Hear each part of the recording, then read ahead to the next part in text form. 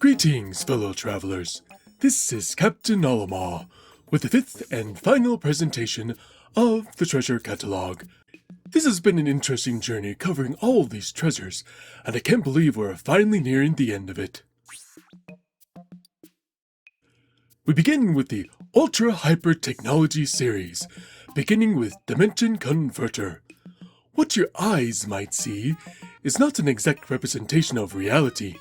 We can only see one part of the world within a narrow range of visible light. This magnificent device proves that theory. I'd love to show it to my kids one day. It would boggle their minds. Soul Reverberator. I'm picky when it comes to music, but I'm fascinated by how a melody can perfectly capture a person's soul, or even a specific feeling. I wonder what my song would be. I'd like to think it would sound bold and romantic, and reflect my adventurous career. Maybe I should just write it myself. Personal Injury Plank. The ability to stay balanced is critical to exploration and space travel. It is okay to lose your balance, as long as you can regain it right away. This tool is perfect for strengthening that skill. The only problem is that I can't get it to move forward when I'm on my back. Don't see its specs. These shutters make it difficult to see clearly ahead, so I'm not sure why they'd be found in a dark cave. And it's not as if they even could be used as a proper hiding place. They remind me of playing hide and seek with my kids, and pretending not to see them. Ah, the Nature's Candy series. These are some of my favorites. Love Nugget. This tasty red snack isn't quite a fruit, but it doesn't seem like a vegetable either. I've analyzed it extensively, and whenever I think I've settled the matter, I discover something new that calls it all into question. This is why I'm not a scientist by trade. Crush Nugget.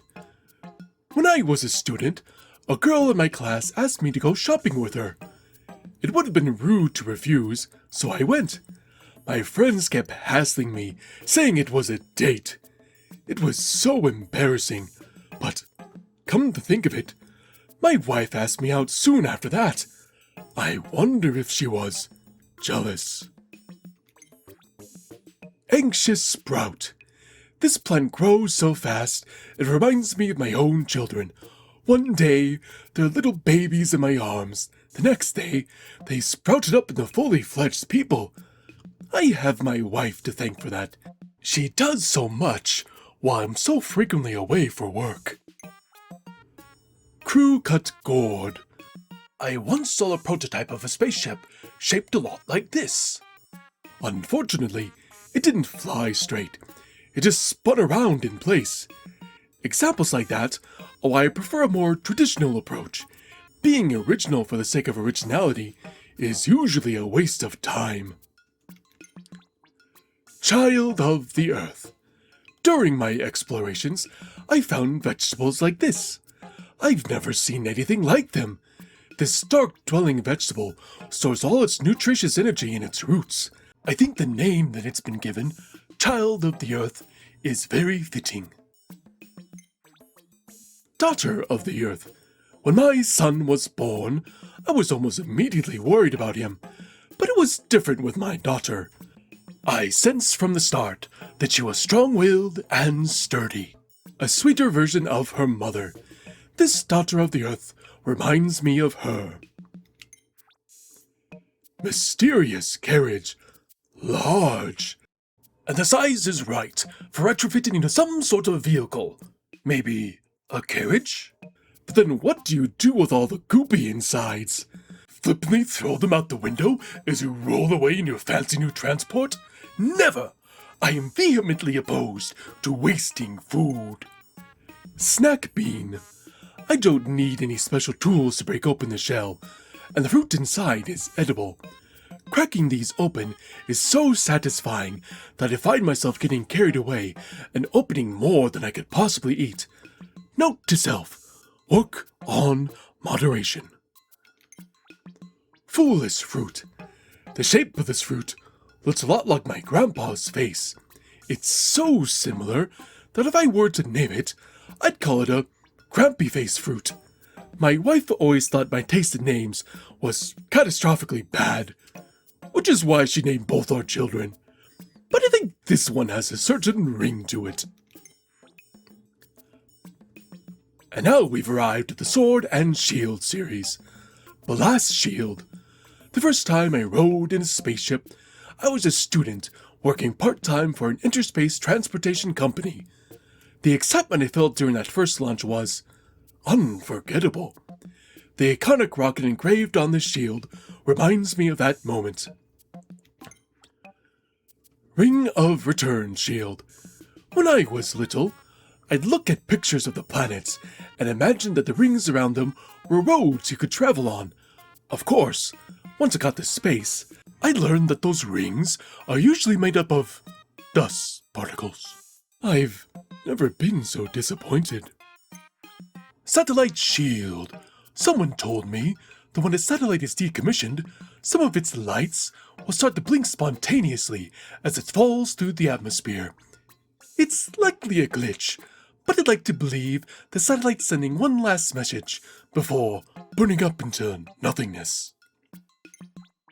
Heroic Shield. The figure on the shield is wearing something quite similar to our spacesuits. That would mean these living beings must have looked something like us. I wonder who they were and what their faces looked like. Could they have been our ancestors who migrated through space to our planet long ago? Shooting Star Shield. I often encounter comets and meteors on the job, and collisions are bound to happen. I once had to make a crash landing for that very reason. I like to look back at these events as unexpected adventures, but at the time, they're pretty harrowing. Yes, harrowing indeed. Heart Sword. Even though it's awkward to handle, I assume it's a weapon of some kind. I like how lightweight and user-friendly it is, but I'm not sure how effective it would be against most threats. Either way, it's a lot of fun to play with. Spirit Sword. It must have been pretty hard to see the sword in the forest, as it would blend in with the foliage. Applying an apathetic coloration to a weapon is more than just practical, it's brilliant. I'm always amazed at the creative solutions that float around in the minds of others. Ice Sword. I visited a few icebound planets while delivering cargo throughout space. Based on my experience, I find it hard to believe this material could withstand such a severe environment. I think it's likely this object was used for another purpose. Heroic Sword. My son used to have a toy sword in a similar color. He was obsessed with it and brought that sword everywhere he went, including the dinner table. That is, until I explained that it was dishonorable for a hero to attack a weaker citizen wielding only a fork. Bright Sword. With all these different colored swords, I assumed that the armies on this planet color-coded their troops. An entire unit with matching weapons and uniforms would have been a sight to behold. I'm sure this color especially stood out. And now the Toys of Giants series. I can't imagine the size of the beings that played with these. Unfloatable boat. They say it's possible to float this unfloatable boat with the help of divine intervention. That sounds a lot like luck to me. I've had my fair share of bad luck, but at least I've been fortunate enough to survive. Anyhow, my chances don't look good. Fox Fishy. I'm much more used to seeing fish painted in a profile instead of from the top down.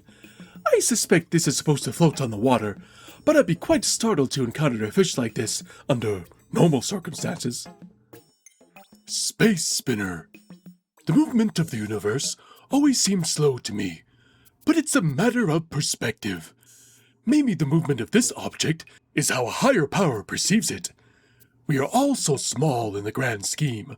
I get dizzy thinking about the epic scale of space. Or is it just a space spinner? Sweat-soaked blue bird. Attaching an intangible wish to a tangible object seems to be a universal habit. I wish for my family's happiness, but haven't quite found the right talisman to attach to it. My family must be wishing for my safe return. I hope they have better luck. Skin of the Phoenix. This bird reminds me of a mythical creature famous for granting immortality to those brave enough to seek it out. I have no interest in living forever. Or maybe the idea of risking my life for the sole purpose of evading death just sounds a bit wonky to me. Why not enjoy the time you have while you have it? Anyway, this is a nice shade of red. Priceless bird. To have a charm that's solely devoted to financial luck comes off as vulgar and gives me an icky feeling. On the other hand, money is a necessity, and that's an inescapable fact. Well, there is one escape. More money. Wouldn't that be nice? To have a bit more. Aspiration Ritual Ball. I am deeply moved when I imagine ancient peoples entrusting the small, smooth ball with their hopes and dreams, then passing it down through the ages. It'd be a comfort to know that my dreams won't die with me, but will somehow transcend time. Aspiration Ritual Pole. I am so bemused by the idea of catching a dream, but it's difficult to achieve in practice. I still haven't been able to catch the ball with a spike upright. Perhaps I need to try an easier angle. But would that diminish the challenge, and thus the quality of the dream? Divine Balloon. Don't worry too much if it deflates. Simply pump more air into the top pole, and the original shape is restored. The material, though paper thin, seems to repel water. Such an inspiring creation. Only the most advanced civilization could conceive of such a work of art. It's like a metaphor for both the fragility and durability of life itself. And now we've reached the Collection Obsession series. Deity's Portrait. I once had a trump card, a premium license given only to first-rate space navigation officers that allows you to bypass the arduous license renewal process. But I'm sure I lost that qualification with this recent accident. Guess it's back to annual visits to the license renewal planet on the edge of space. The lines are always so long. Devil's Portrait. Does true evil really exist? I can't say for sure, but I've seen a smile like this before. It often graces the face of the president of Hokatate Freight, usually when he's asking me to work overtime. Unpaid. So I guess I can confirm that true evil exists.